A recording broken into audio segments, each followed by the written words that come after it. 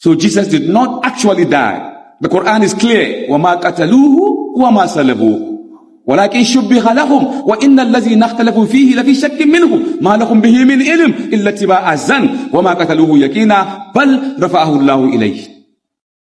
They did not kill him and they did not crucify him, but it was made to appear to them so. But those who differ and write about this book, Matthew, Mark, Luke, and John, God said they have no certain knowledge. إلا اتباع الظن. They follow conjecture, guesswork, fiction. That's what happened. It's a fiction. Christ loved life. Let me give you a scenario. 24 hours before Jesus Christ was supposed to have been killed on the cross. And being on the cross is an ancient form of killing thieves, murderers, rapists, criminals.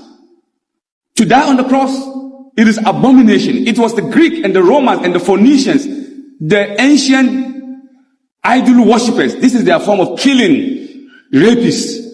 Why would God allow his prophets or a messenger to die in a shameless, gruesome death like that?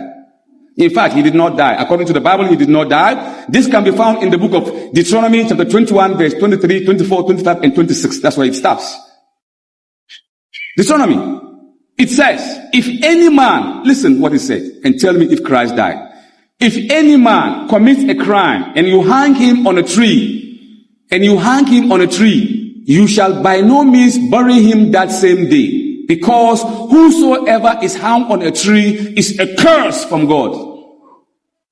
God said that, I didn't say that. So you either have to believe Jesus died, then he's a curse. I'm not going to believe in him. If he died, he's a curse according to your books.